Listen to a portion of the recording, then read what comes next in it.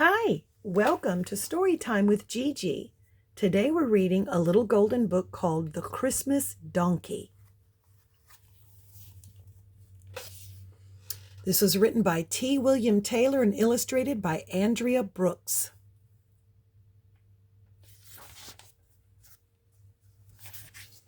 Many years ago, there was a Hebrew farmer who lived in Egypt. Thick green grass grew over the hills of his farm, down the valleys, and all around his house and barn. The farmer raised donkeys and camels, who ate the grass and grew big and strong. He sold these fine animals to caravan owners, who loaded goods on their backs to be carried to faraway cities.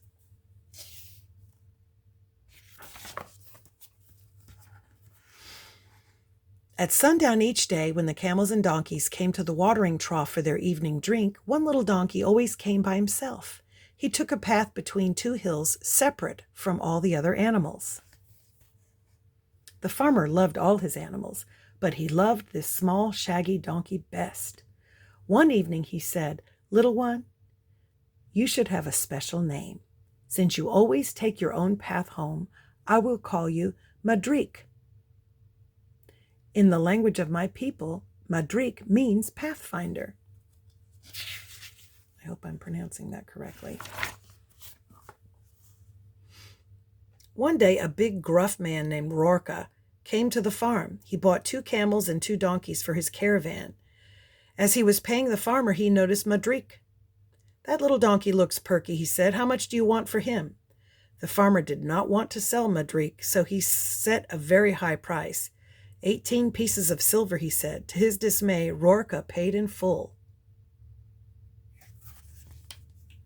The next morning, Rorka's servants piled heavy loads on all the animals except Madrik.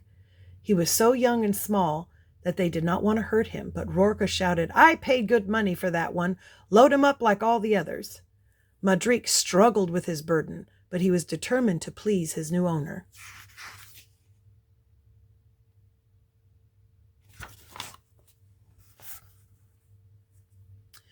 They traveled all day around a marshy sea into the land of Palestine. Madrik was tired, but he walked on and on. When the caravan came to a place where 5 roads met, Rorka stopped at last to eat and sleep. The animals lay down too, but no one took the heavy packs from their backs.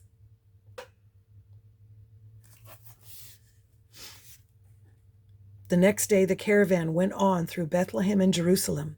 Madrik's legs and back hurt, and he felt faint, yet he staggered on.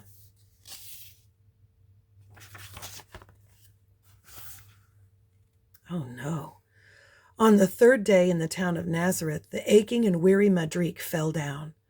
Rorka whipped him, yelling, "I paid 18 pieces of silver for you. Get up and work." The donkey trembled and tried to stand, but he could not. Rorka picked up a stick to beat Madrik, but a carpenter who had been watching grabbed his arm. "Do not hit that donkey again," he pleaded. "Can't you see he is tired and hurt?"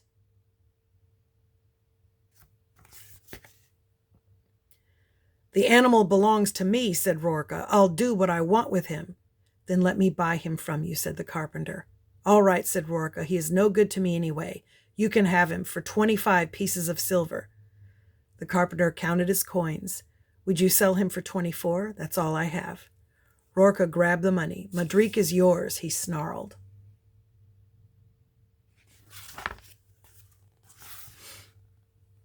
The carpenter gave the donkey cool water to drink and gently washed the dust from his face.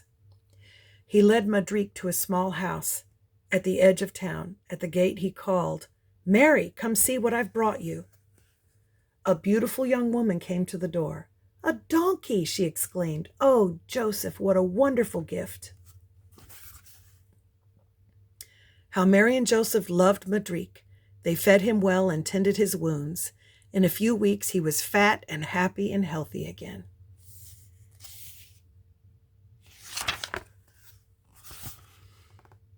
One day a man came to speak to Joseph. Madrik heard him say, "You must go to Bethlehem, where you were born, to pay your taxes."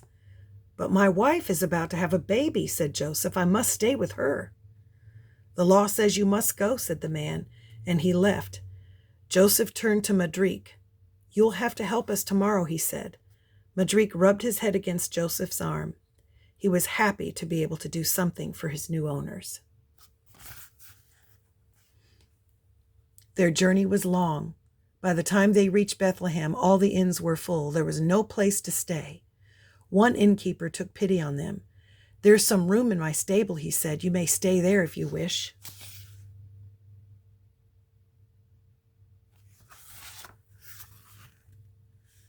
Late that night, Madrik woke up. He thought he heard singing, and the light from a very bright star was shining through a tiny window. Then he heard the soft cry of a baby. He looked into the next stall and saw a glorious sight. Mary was holding a new baby boy. Madrik was so proud. He knew the baby was a member of his family and so belonged to him too.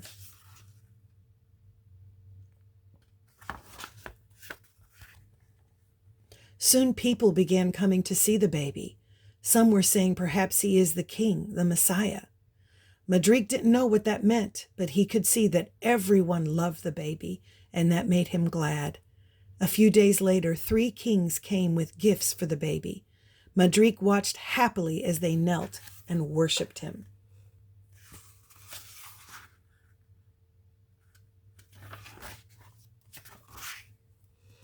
That night, Joseph awoke suddenly. "Mary," he shouted, "get up! An angel of God came to me in a dream. He warned me that King Herod is sending soldiers to kill the baby Jesus. We must flee."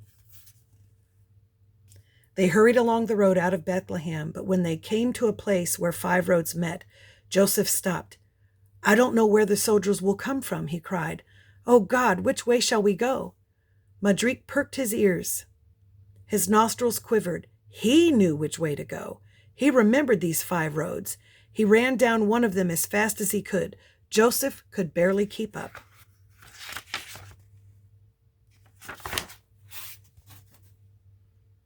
On and on they went. The next day they traveled around a marshy sea and into the land of Egypt.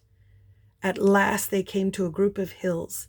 Below them was a farm where thick green grass grew all around. Madrik trotted down a path between 2 hills straight to a watering trough.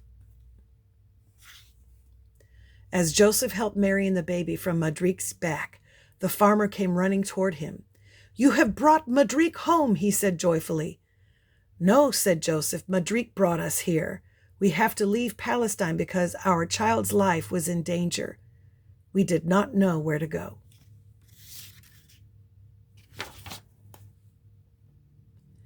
The man looked at Joseph and his family. Then he smiled. "Please, stay here with me," he said. "Madrik has found the path home. If he brought you, it must be God's will." And that's our story. I hope you liked it. I've never read that story before. I enjoyed it very much.